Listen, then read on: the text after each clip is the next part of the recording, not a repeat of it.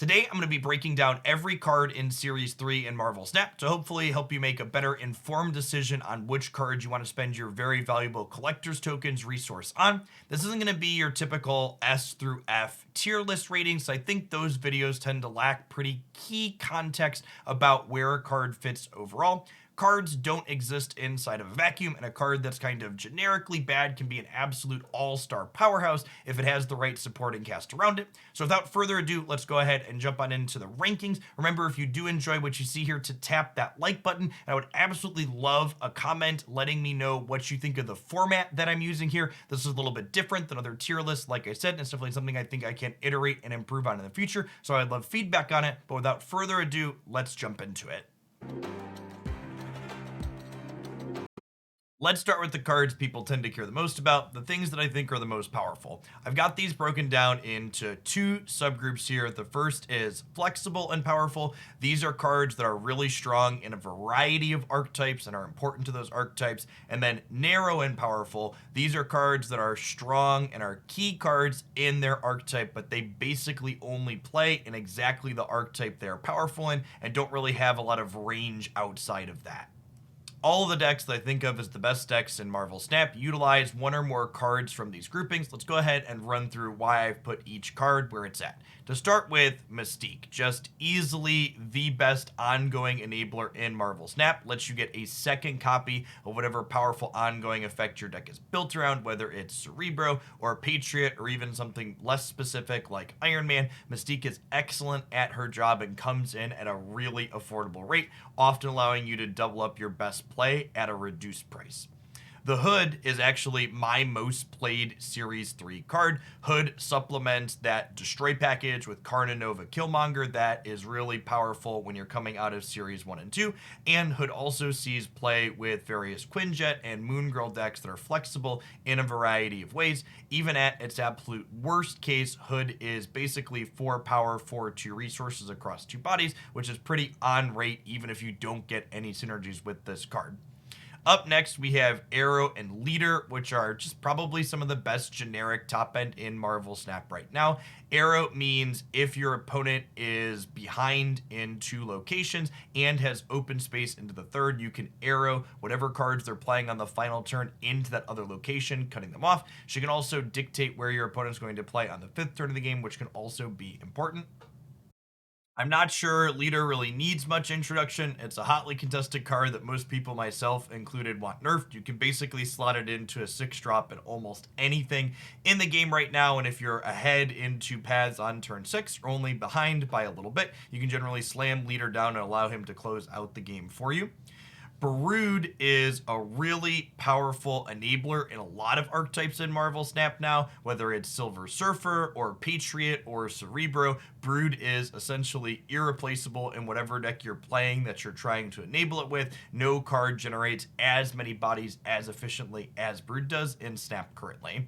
Magneto is just a generically good 6-drop. It has a good baseline set of stats and also has meaningful disruption to get you out of key spots that no other card in the game can. Maximus is just one of the best energy to stats rates in Marvel Snap. Its downside of drawing your opponent 2 cards is generally easily mitigated by making Maximus a part of your plays on the final turn. Dr. Doom can slot into almost any deck you want to play it in, similar, kind of like a more fair Leader in a way. It provides 15 stats across all 3 locations, making it difficult for your opponent to play around in a lot of spots. Sarah sees play in everything from Mr. Negative as an additional way to make your cards cheaper, to also dedicated archetypes that are looking to stick her on the 5th turn and then play out a variety of cards on the 6th turn, flooding the board in a very unpredictable manner. Wave is probably the best enabler for big scary things in Snap. Her on reveal makes all cards in both players' hands cost 4 the next turn, so you can do something as honest as simply putting Dr. Doom or Magneto into play ahead of curve, but she's also a key combo enabler, working with cost reduction cards such as She-Hulk and Death in a really powerful manner. Moving on to our second grouping of cards, narrow but powerful. Most of these cards are played in very strong decks and they fill a unique role, not easily replaced in that deck, but outside of their specific deck archetype, they really don't see a lot of play, unlike the flexible and powerful cards above. Destroyer and Death, just two large stat line things that have very specific build around requirements. With Destroyer, you need things like Armor or Professor X to make sure he's not blowing up your board. And with Death, you need to make sure you're blowing a couple things up. And in the case of the Death Wave deck, playing Wave from the above category to enable her as a combo finisher. Daredevil is a very unique control card. Being able to see your opponent's plays on the 5th turn of the game before you make your own takes other cards such as Gamora or Professor X and turns them from guessing games into powerful precision tools. Mr. Negative, Cerebro, Patriot, Lockjaw, these are all cards that enable their own deck archetype in their own right that just doesn't exist if you don't have access to these cards. Mr. Negative allows you to play a lot of low power, high energy cost cards that he inverts, allowing you to flood the board on the final turn in a big manner. Cerebro buffs all your cards that have the same highest power on your board, leading to an interesting deck building puzzle where you're trying to construct all 2 power things or all 3 or 4 power things to maximize its bonus across a variety of things. Patriot is actually a pretty flexible card. It gives all your cards with no abilities +2 attack. You can build this with just good stat line things like Hulk, Abomination, and Thing, but you can also be tricky with it, going all in on something like Ultron, who we'll talk about a little bit later, or playing things like Mysterio and Debris to kind of go wide across the board in a different manner. Lockjaw enables putting lots of big things into play for low rates. Every time you play something out at its location, it swaps into your deck for a random card in a way that's a ton of fun. Up next, we have a couple of cards that allow us to play out more expensive cards over the course of the game. Electro permanently gives us an additional energy, but has the drawback of only allowing us to play 1 card per turn. It has a unique effect that can be useful at playing out multiple 6-drops over the course of the game. Psylocke similarly gives us an extra energy the following turn that we play her. This makes her one of the only ways to play a 4-cost card on the 3rd turn of the game. She sees play in things like Mr. Negative, as well as ramping up into things like Galactus and other decks that, generally speaking, just want to play things ahead of curve. Magic is a card that is phenomenal inside of combo decks that are looking to draw a specific card. She turns a location into Limbo, which generates a 7th turn over the course of the game, giving you an extra chance to find whatever that key enabler is for your archetype that you need to see to win the game. Arnim Zola has direct applications with something like Black Panther. It destroys a card at random at its location and then creates copies of it across your board, but it's also just kind of generically good with anything that's large and has explicit synergy in things like disruptive decks that are flooding locations with Storm.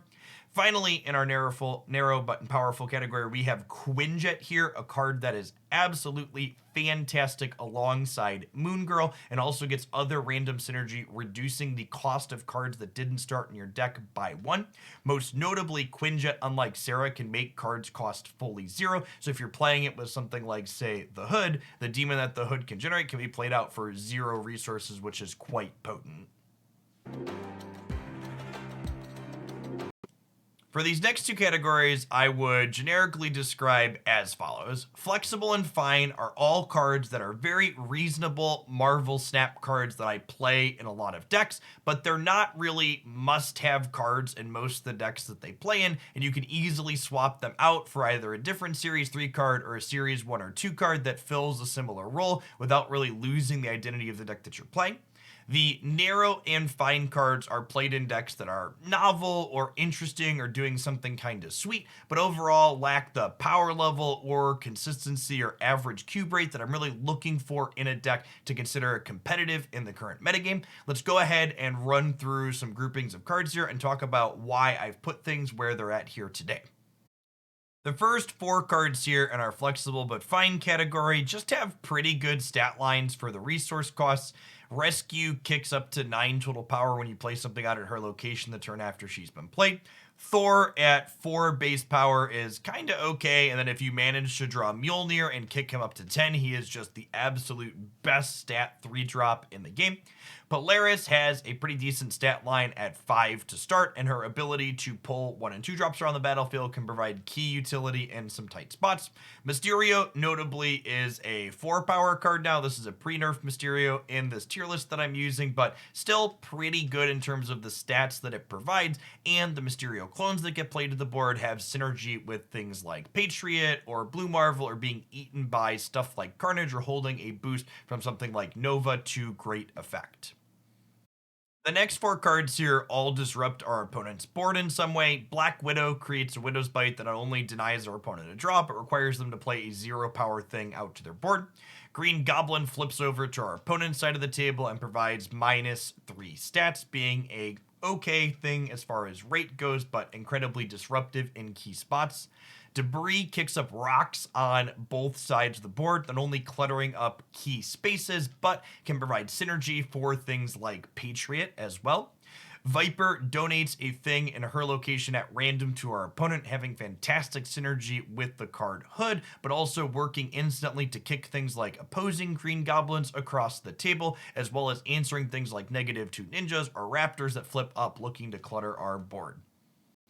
Our next 4 cards here all provide some form of disruption in various manners. Juggernaut kicks everything played at his location to other random spots on the board. This effect is really potent, especially on the 6th turn of the game, if you want to keep your opponent out of a location that you're already ahead in.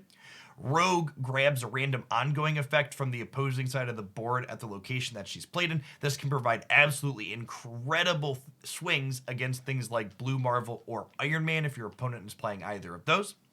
Goose locks both players out of playing 4, 5, and 6 cost cards at the location it's deployed to. This can be absolutely devastating against opponents that are looking to make big plays into a particular zone.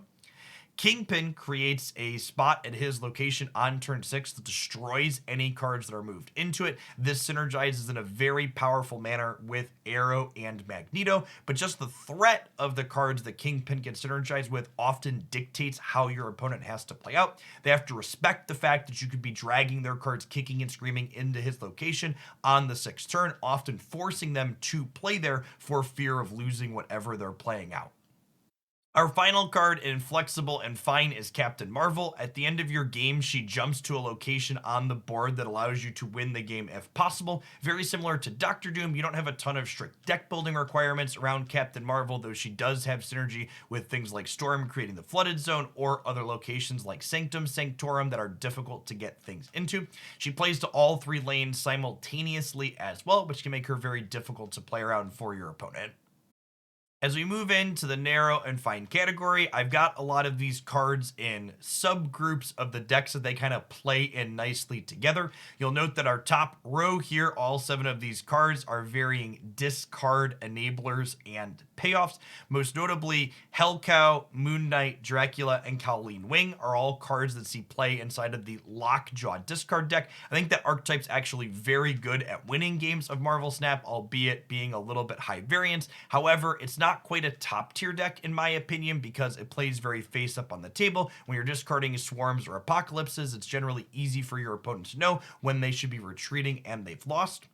Ghost Rider and Hela, being cards that reanimate things that you've discarded, have really powerful big swing style of effects, but because most of Marvel Snap's discards are completely uncontrolled, it's also a pretty high variance archetype. It's an archetype that when you win, you tend to win by a lot, and when you lose, it's because you played Blade or Moon Knight and it discarded your Hela, and your deck just kind of flopped around and didn't accomplish much from that point on.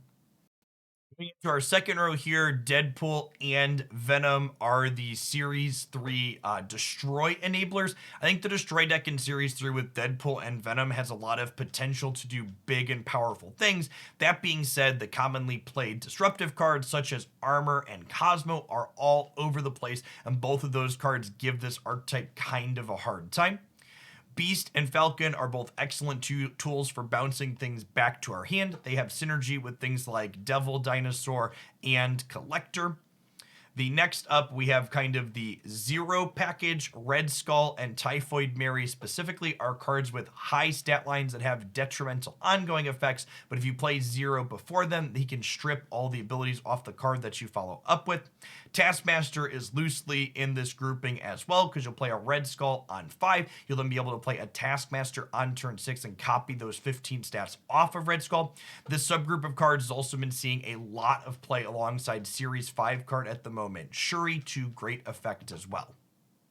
Moving right along, up next we have Jane Foster the Mighty Thor along with Wasp and Yellow Jacket. Jane specifically draws all 0 cost cards out of her deck with her on reveal effect, so she can not only fetch Mjolnir for Thor, but she can also grab Wasp and or Yellow Jacket out of the deck if they are there. These 3 cards see play inside of the Lockjaw deck. That deck loves cheap things to swap into the deck to flip out into bigger things. Moving right along, we have Miles Morales, Human Torch, and Dagger as Series 3 options that can improve the movement archetype. Overall, I think the fully dedicated movement archetype, top-ending things like Heimdall, tends to leave a little bit to be desired when you're playing with full Series 3 collections. That being said, Human Torch can be used to reasonable effect with things like Beast and Falcon, giving you repeatable movement alongside something like Iron Fist, and Dagger has been a reasonable effect inside of the little moves archetype that plays things like Dagger, Vulture, and other things like Maximus and Polaris, kind of slide things around the battlefield for extra power for these cheap cards. The rest of the cards in our narrow but fine category here see some amount of replacement level play in varying decks. Let's run through the utility that they have and where they're typically played. Invisible Woman's best effect is probably protecting your other ongoing effects from things like Enchantress or Rogue until the end of the game. Things like Cerebro and Patriot love to hide under her path until they flip up and win you the game at the end. Giganto likes to flip out of your deck with Lockjaw or be reanimated by a Ghost Rider or Hela. Quake can flip locations away and around that can surprise your opponent, often being extra successful during the various featured and hot locations that Marvel Snap regularly has. Spider-Man sees play alongside things like Kingpin to prevent them from filling his path on the last turn, as well as having great effect with Daredevil when you get to use Spider-Man's effect with great precision on the 5th turn. Rock Slide was recently brought into more prominence in Marvel Snap with the synergy it has with Series 5 Darkhawk. Outside of that, doesn't see a lot of play. Ultron sees play in all-in versions of Patriot that are looking to stack up a single path with Patriot, Khazar, and Blue Marvel, and then playing Ultron out to flood the board with its ability list 1/1s that will be much bigger thanks to your all-inness. Hazmat sees play with Series 4 card Luke Cage and decks that are looking to gum up the board and then give everything -1 when Hazmat flips up. Ronin is a Devil Dino-esque effect that gets bigger based on the number of cards in your opponent's hand that has good synergy with Maximus, the generically good card we talked about previously. Mojo is a card that feels like it struggled more recently in the metagame due to the fact that not everybody is filling up their boards as much as they used to. This card gets +6 if the location that it's in is filled on both sides. Dr. Octopus is a card that's pretty high variance. When it comes into play, it grabs cards at random from your opponent's hand to fill the location across from him. This can be incredibly dangerous against something like a Lockjaw deck. However, it can be incredibly good against something like a Sarah deck that was looking to play its cards out in a specific manner and was likely to play out all of its tools to begin with anyways. Agatha is probably one of the most unique effects in Marvel Snap. She plays your cards for you, so a lot of the decks that you build with her are looking to mitigate this downside or minimize the mistakes she can make while playing out. She requires pretty specific cards to leverage, most notably Ghost Rider and Wave, I think are key cards that you need with Agatha to make her best variation work. And finally, we have the card that I would suspect will probably get the most pushback in the comments below. Wong is a card that less experienced Marvel Snap players always seem to think is far more busted than it actually is. And to their credit, Wong is definitely a card that when it's left unchecked runs rampant over games. Wong into White Tiger, into Odin the White Tiger, floods the board in a way that a number of decks can't keep up with. That being said, Wong is an incredibly fragile card, and a lot of the most played cards in Marvel Snap give Wong a hard time. Whether it's Storm flooding the path that you hope to play in after Wong, whether it's Cosmo shutting down Wong directly, it's Enchantress or Rogue stripping his ongoing ability away, it's Magneto ripping him out of his path before the card can flip up on the 6th turn, it's Arrow ripping things away from him, it's Goose locking you out of playing big things at Wong's path. Wong is an incredibly powerful and linear card that's also easily disruptive by a lot of cards people already play. It's a card that's very easy to think is better than it is, but when you're playing Marvel Snap at a higher level, players are ready for this card and know when to work around it. And more importantly, when they can't work around it, it's very easy to retreat for minimal loss.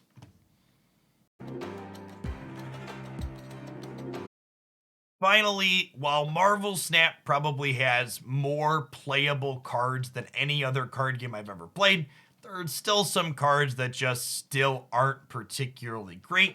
The best card in this grouping here is probably Adam Warlock. I've seen some players start to leverage this card alongside Series 5 card Bast. I don't know that I'm sold on that enabling Adam's Warlock. You draw a card at the end of the turn if you have the more power here ability enough, but it's definitely better than other things I've seen being done with him in the past.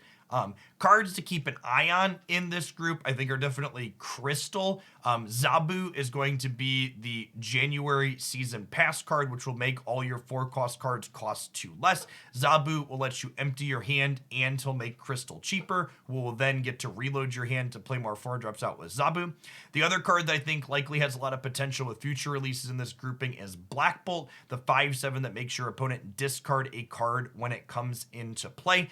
Stature, notably, is going to be releasing at some point in January or February, which is a 7-power card that becomes a 1-cost if your opponent discarded a card from their hand. So Stature with Black Bolt could be good synergy. The rest of the cards in here just don't quite have enough stat lines to make up for how weak their effects are. Drax and Crossbones, for example, both 8 stats for 4 energy, but they kind of just get outclassed by other options at that same energy cost, such as Rescue or Jessica Jones. Nick Fury just kind of ends up being worse than something like Moon Girl and enabling Devil Dinosaur, and is clunky overall, not being played until the 5th turn of the game. Omega Red is probably one of the hardest things to pull off in Marvel Snap for the most minimal payoff. It says if you're ahead by 10 power in his location, he adds 4 power to your other locations, and being up by 10 is honestly a lot. Baron Mordor is a card that I desperately want to love, but the fact that he makes the thing he's making your opponent draw cost 6, meaning he frequently just makes them draw a 6-drop for no detriment, accelerating your opponent through the game.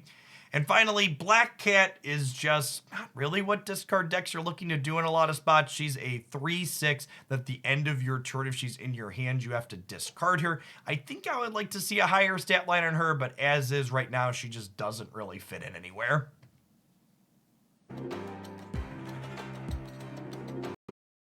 Hopefully, you now have a better understanding of which cards in Marvel Snap fit into where and can kind of plan out what your goals are when you're keeping an eye on the token shop moving forward. My number one piece of advice for people using the token shop is have a plan. Take a look at your collection and think about what decks you would like to build towards, and write down a list of, 5 or so cards that you would absolutely love to buy if they come up in your token shop. The easiest way to make a bad decision and get FOMO'd is not having a plan and seeing a card come up and panicking at the last minute before it rotates out and whether or not you should buy it.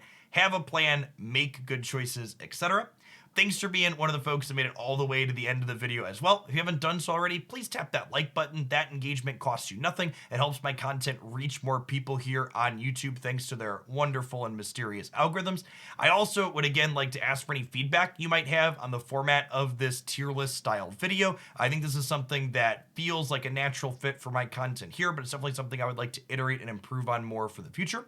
Finally, if you happen to be someone who's new here, thanks again for watching. Consider subscribing to the channel. I post Marvel Snap tidbits and guides like this, as well as deck highlights and other game news updates here 7 days a week. I'd love to see you back again. Enjoy the rest of your day wherever you're at, folks, and peace.